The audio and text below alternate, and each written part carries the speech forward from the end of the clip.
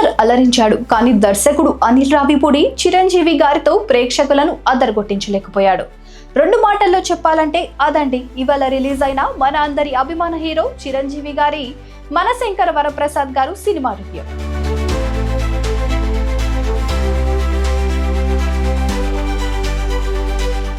ఈ సినిమాలో comedy main theme గా songs, dance, fights, action scenes అన్ని పెట్టేసి ఫ్యామిలీ ఎంటర్టైనర్ గా ప్రేక్షకులను అలరించే ప్రయత్నం చేసిన సినిమా ఇది. సినిమా ఎలా ఉంది అని మాట్లాడుకునేటప్పుడు ముందు గుర్తుంచుకోవాల్సిన విషయం, ఈ మూవీ మెయిన్ అట్రాక్షన్ ఆది అంతం అంతా చిరంజీవి గారే. అయితే రియల్ లైఫ్ లో చిరంజీవి గారికి సోదర సమానుడు, స్నేహితుడు అయిన విక్టరీ వెంకటేష్ సినిమాలో కూడా ప్రత్యర్థిగా ఎదురయ్యి ఫ్రెండ్ గా మారిపోవడం కథలో కొసమెరుపు.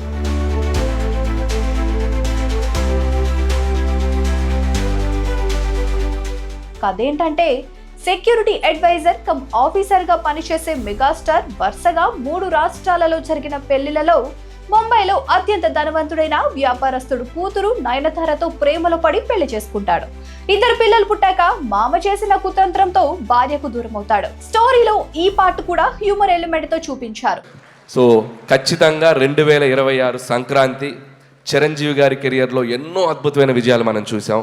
ఆ అద్భుతమైన విజయాల లిస్ట్లో ఇది కూడా జాయిన్ అవ్వాలని నా కోరిక, నా చిరు కోరిక. ఆ చిరు కోరికని మీ అందరూ నెరవేరుస్తానని నేను మనస్ఫూర్తిగా కోరుకుంటున్నాను. కోపంతో ఓసారి మామ చెంప చెళ్ళు అనిపించిన హీరో అంతటితో ఆగక మరోసారి భార్య మామలకు కూడా చెంప దెబ్బలు రుచి చూపించి భార్యకు 2 పిల్లలకు శాశ్వతంగా దూరమవుతాడు. కానీ కోర్టు ఆంక్షలతో పిల్లలను కనీసం ఒక్కసారి కూడా కలవలేక బాధపడుతుంటారు. మెగాస్టార్ బాధను అర్థం చేసుకున్న కేంద్ర మంత్రి పిల్లలు చదివే బోర్డింగ్ స్కూల్ కి చిరంజీవిని ఫిజికల్ ఎడ్యుకేషన్ టీచర్ గా పంపిస్తారు.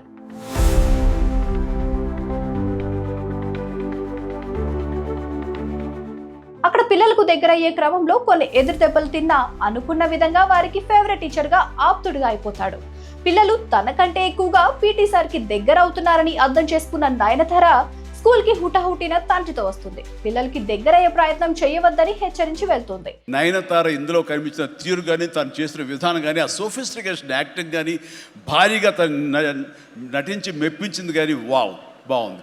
అంటే ఆ అమ్మాయి లేకపోయి ఉంటే వావ్,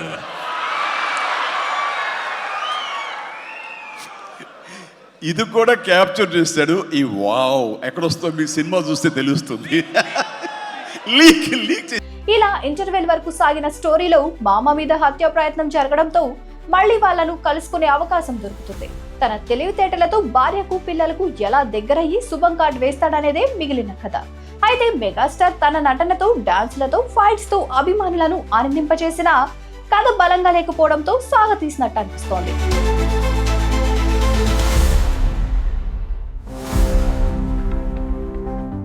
వ్యక్తిగత జీవితంలో మెతక స్వభావిగా చిరంజీవిని చూపించి ఉద్యోగ ధర్మంలో టఫ్ మాస్టర్ గా ప్రొజెక్ట్ చేసే సీన్లలో భాగంగా ముఖ్యంగా మెగాస్టార్ ఎంట్రీ సీన్ లో ఆయన సిగరెట్ తాగుతూ నడవడం అందరికీ నచ్చకపోవచ్చు.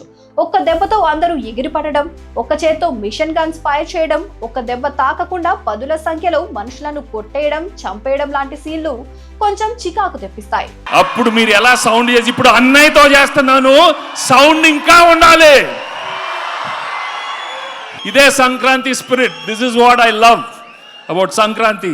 ఈ సీన్లకి ఫ్యాన్స్ విజిల్స్ వేస్తారేమో కానీ అందరినీ థియేటర్లకు మళ్ళీ రప్పించలేవు అనేది దర్శకుడు అర్థం చేసుకోవాలి. మంచి ఫ్యామిలీ స్టోరీ ఉన్న సినిమాలో సస్పెండ్ అయిన ఒక పోలీస్ ఆఫీసర్ ఏకంగా సూపరింటెండెంట్ ఆఫ్ పోలీస్ ర్యాంక్ అధికారిని అది పోలీస్ స్టేషన్ లో చంపేయడం లాంటి సీక్వెన్స్ మంచి భోజనంలో రాయి వచ్చినట్లున్నాయి. వెంకీ గారు సినిమాలోకి రావడానికి ప్రధాన కారణం చిరంజీవి గారు. అండ్ వెంకటేష్ గారు యాజ్ ఈ సినిమాలో వెంకీ గౌడ ఫ్రమ్ కర్ణాటక.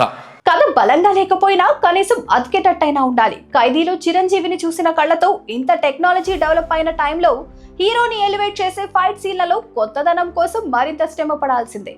ఎప్పటిలాగా నయనతార గ్లామరస్ గా కనిపించింది. చిరంజీవి, వెంకటేష్ కలిసి పబ్ లో చేసిన డాన్స్ సాంగ్ కంటే పాత పాటలతో రామ్మ చిలకమ్మ, ప్రేమ మొలకమ్మ లాంటి సాంగ్స్ లో వాళ్ళు చేసిన స్టెప్స్ ఎక్కువ పడ్డాయి.